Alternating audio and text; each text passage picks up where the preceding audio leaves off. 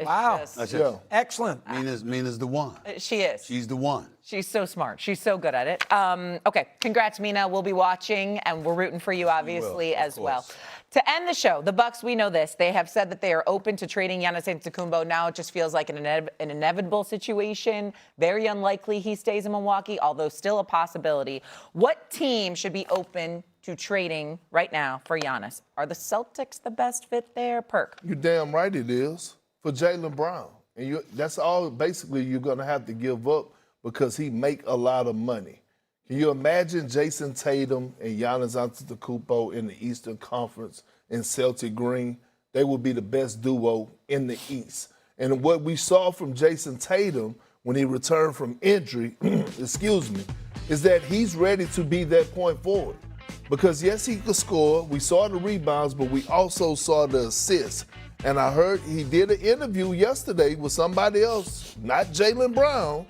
He did an interview, and he said he want to win another championship and another Finals MVP. And a Finals MVP because he didn't win the Finals. Yeah. So, Boston, Brad Stevens, pick up the phone. Yeah, I don't know why Milwaukee would make that trade for Brown. I mean, they need younger players and draft picks. Getting Jaylen Brown, they win 42 games. He'll play great, but they're going to be in purgatory. They won't be in playing games. Well, you want to get him with assets. I got to get some draft picks. How about Dylan Harper and a couple picks from the Spurs? Something along those lines. You know, I'm not saying that's the trade, but they need younger players, draft picks who they can build around in the future. Not a guy who's 31, 32 years of age who's got 5 years left in the NBA where they're not going to do anything. So I don't like the trade for them. Giannis, you want an all-star. You want a guy that's capable of coming up there and giving you some numbers. But you also want a couple of young pieces, a couple of picks, that kind of thing. It's going to take more than just Jaylen Brown to get Giannis Antetokounmpo. We understand that. But if you are the Milwaukee Bucks, you have to move in a different direction. And if you're the Boston Celtics, you most certainly have. It can't be live by the three, die by the three. You have to have some level of versatility, some kind of interior presence as well to complement Jayson Tatum and not put that load on him as well. I think you have to look at it from that standpoint. I'm going to tell you another. Just to clarify, though, Jayson Tatum said those things before the playoffs started. Okay, but let me tell you something. Let me tell you another team. Minnesota falls short. If I'm Minnesota, I'm going after Giannis. You got to find a way to keep Anthony Edwards happy. That's right. Like, he can't continue to keep doing his part, and the others around him are not getting it done. He needs help. And on top of that, don't let Karl Anthony Towns get to the promised land before him and win the NBA championship after they traded him. The Heat is really go beyond. Because you have to remember, as you watch Wemby do what he does, Karl Anthony Towns would clearly have been a better fit for Minnesota than Julius Randle. Now, defensive Minnesota, Wemby wasn't here yet. You know, you didn't know this was going to be like this.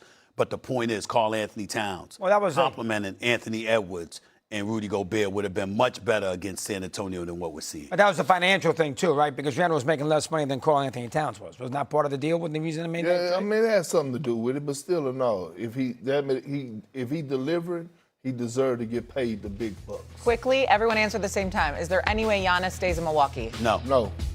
Yes. Oh, okay, maybe that's a discussion for next week. We'll see you tomorrow, everyone. Goodbye. We're agonizing over this. Hembo always brings in our guest with a question about the guest. So, including playoffs, PJ, which player did you play the most games against in your career? Who are you thinking? Give me who you're thinking. I'm thinking it's either Russell Westbrook or Kevin Durant. Okay. I got a feeling it's going to be somebody that's not either one of them two, but I'm going to roll with KD. I'm going to say it's Kevin Durant. That's right! Yeah! We did it! We did it! It is Kevin Durant, 45 meetings. The next are Jay Crowder, Danny Green, Draymond Green, Steph Curry, and Klay Thompson. So you played Golden State a lot in your career. But the correct answer is Kevin. I was going to give a hint. I was going to say it's a very well-known player. Like, it's not an obscure player. But you didn't need a hint. That is my guy. All right, well done. Now, staying in the NBA, I've got a sound off here, and this is very interesting. I want to make one thing clear. This was from an interview that was recorded before the playoffs began. Jayson Tatum sat down with the Today Show host Craig Melvin on the Glass Half Full podcast, and it was released today on the one-year anniversary of the Achilles injury that he suffered, this is what Tatum said. It's one moment that Jayson Tatum still chasing. I would say winning another championship and holding up Finals MVP. Can you do it in Boston? Absolutely. So once again, to make very clear, all of the rigmarole that has taken place surrounding Jaylen Brown's comments, some of which appeared to be aimed, even if accidentally, towards Jayson Tatum, this conversation that you just heard was recorded before the playoffs began. That said, it is still a fascinating thing for him to say, because it is not usually what you hear NBA players say they're looking for. I have no problem with Jayson Tatum talking about what some of his individual accomplishments that he wants to attain are. But I then will often say, Greeny, that when you ask a player, hey, what are your goals? As a leader, you always say, we want to win championships. Mm-hmm. I want to win 3, I want to win 4. You probably don't say 6 or 7 like LeBron, but you say, like, I want to win championships. Sure. And when you start hearing about the individuality of it, and then you see that combined with things that have led over time with Jaylen Brown, you start wondering, like, it's naturally awkward between those two. Now, can they coexist? Potentially, if they have strong leadership. But as we were talking about sometimes, PJ, a lot of times organizations are the ones that pit the best players against each other. What does that mean? 100%. It's the most subtle little things that you would never think about.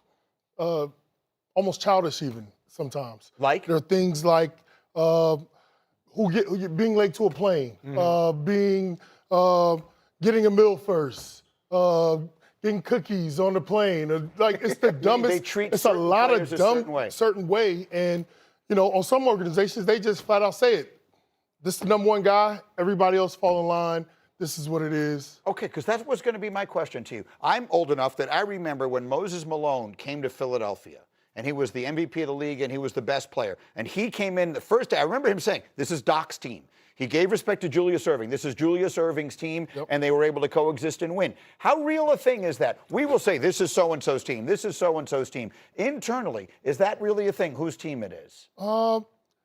It is and it isn't. And I say that because when you have stars switch teams and, you know, you get in different age brackets where you go into a younger stars team, I think that's respectful, and it kind of cleans the air for everybody to not have to, you know, kind of be on pins and needles and be able to play and not have to worry about who to give the ball to and what have you. But at the same time, I feel like it's up to the players to decide that. I don't think organizations should say, hey, here's the man. No, it's like, we're going to play, we're going to go to camp. The guys are going to be the guys. Everybody else is going to fill in their spots. Everybody knows their role. They know what they're supposed to do. It's business as usual. I don't think organizations have to kind of like dictate and point who's who and who. It takes care of itself. Yeah, if I may, a great example is, why did Kevin Durant leave Golden State? Because he knew it was never going to be his team. He was never going to get the credit and all that stuff, right? But Kevin Durant went to Golden State. Tatum and Brown were drafted by the same organization, grew up together, grew into champions together.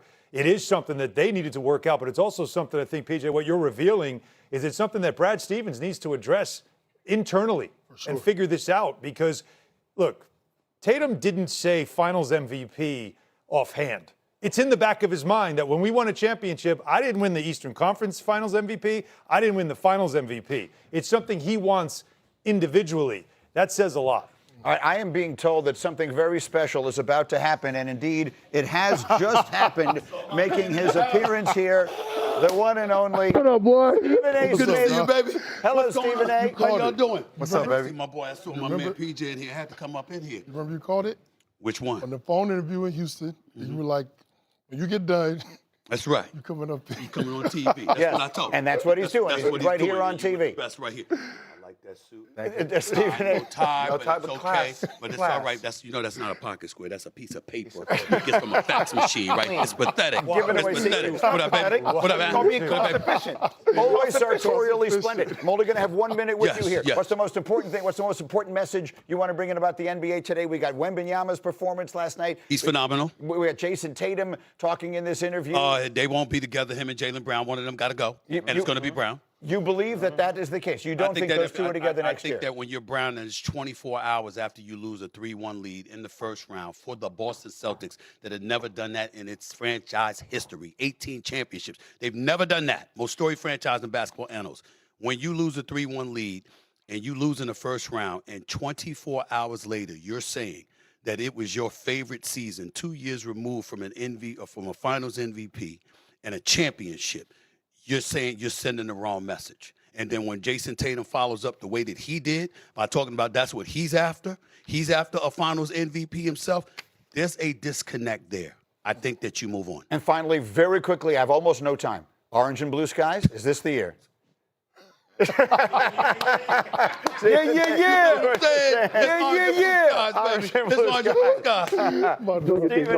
And First Take are coming up. They are 5.5 minutes away. Drop the mic. Literally.